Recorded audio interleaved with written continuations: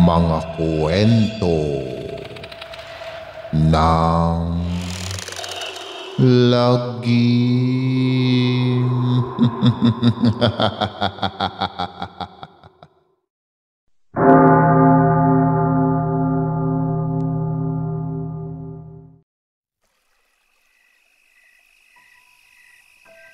Uy, ba't ako? Loko mo talaga, Lando. Baka pag-initan lang ako nun. Ay nako ayaw ko ng away. Ani naman ni Kadyo. Siyempre biro lang yun pre. Pero hula ko ay hindi talaga gagawa ng matino ang mga taong ganong bordado ng tato ang buong katawan. Itaga nyo yan sa bato.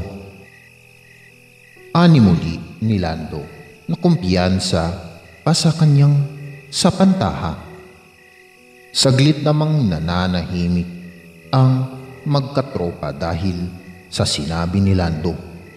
Kahit paano ay nahulog sila sa matinding pag-iisip kung sino nga kaya ang mga dayong iyon sa kanilang baryo.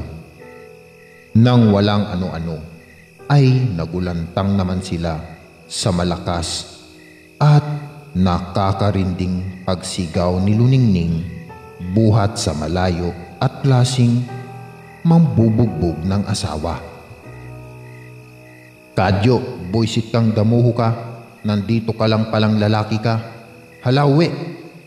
Ani ni Luningning na halata ang matinding galit sa pagmumukha at may hawak na mahabang palapa ng niyog sa isang kamay. Klasing mga hataw talaga ito ng umaatikabong palo. Itago niyo ako mga pre, itago niyo ako. Natataranta namang pag-igkas ni Kadyo mula sa kinauupuan at agad nagtago sa likod ng bunton ng mga nakasakong palay sa loob ng kamalig. Naghagalpakan tuloy muli ng nakakalukong tawanan ang magkakatropa dahil sa nakakaaliw na eksena. Isa daw palang takusa Kadyo. In short, takot sa asawa. Dahil sa narinig ay tinablan naman ng kaunting pagkapahiya si Kadyo. Pero di hamak naman na mas lamang ang takot na nararamdaman niya sa mahabang pamalong dala-dala ni Luningning kesa pang-aalas ka ng mga ito. Pero sa malas ay huli na ang ginawa niyang pagtatago sa asawa dahil pinutaktin na siya nito ngayon ng sunod-sunod na palo. Tila naman nangangarati si Kadyo sa bawat pag-iwas na ginagawa.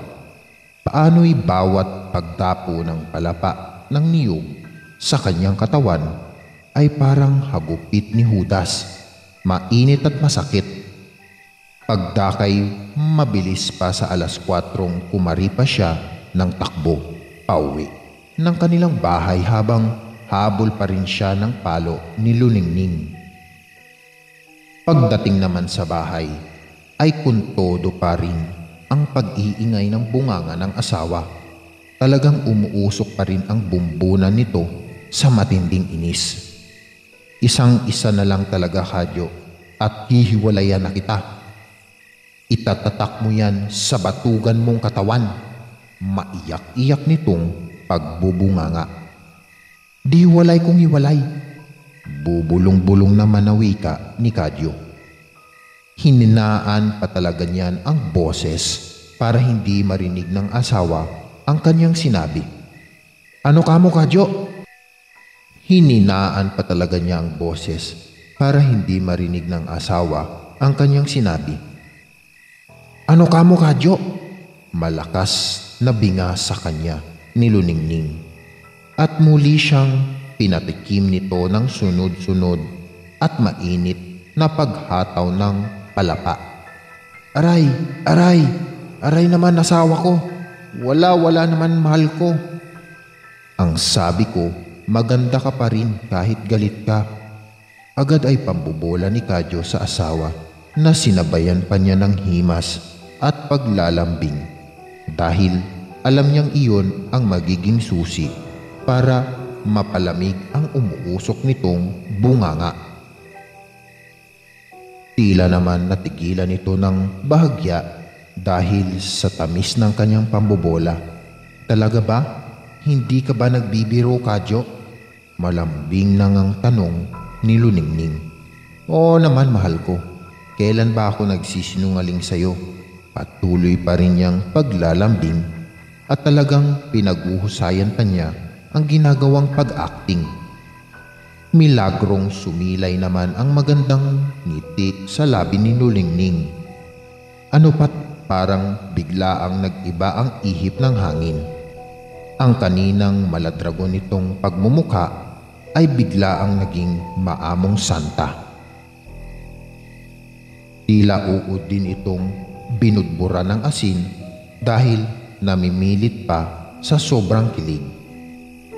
Nilapitan naman ito ni Kadyo at saka tinupog ng halik at yakap. Bango mo talaga, asawa ko. Daig mo pa ang hinog na langka. Maasim-asim, masarap kagatin. At munti kang pangang madulas ang dila niya. Hagikhik naman ang hagikhik si Luningning.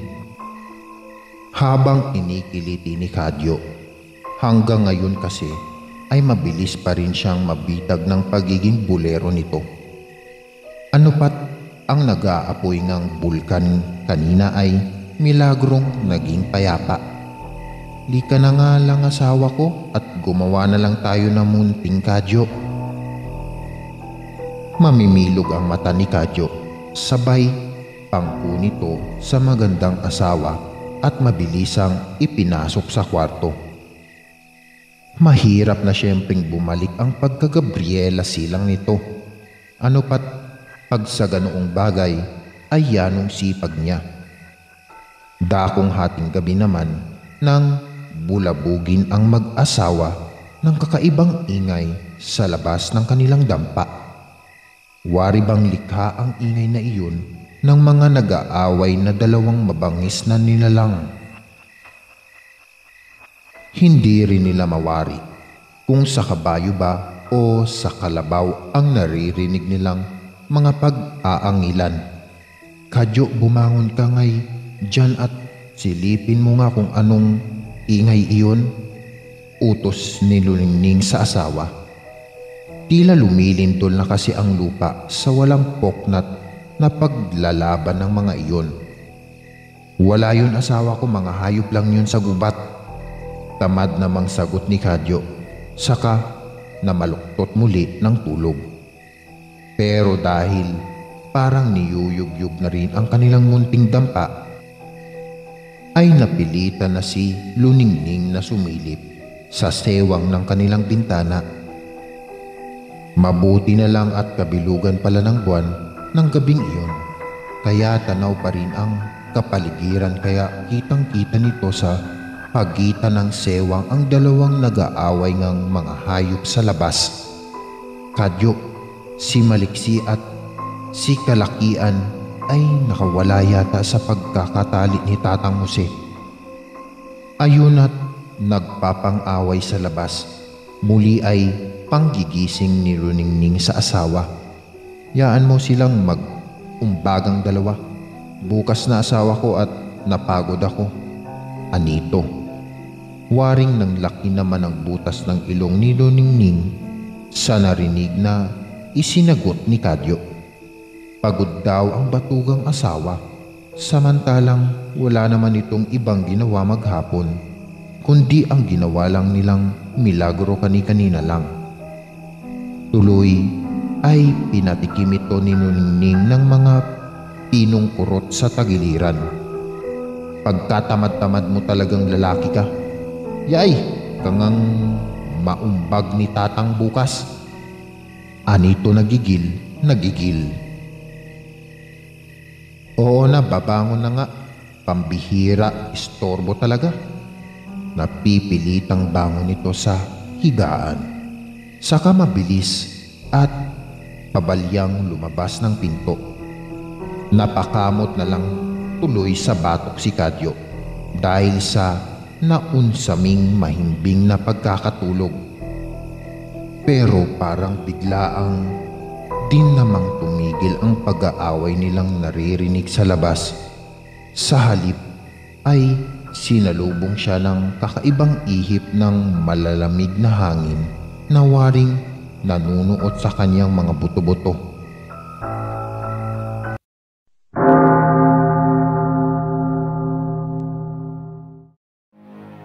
Maraming salamat mga giliw naming tagapakinig. Huwag po nating kalimutan mag-subscribe at mag-like ng ating channel para sa mga kwento ng lagi.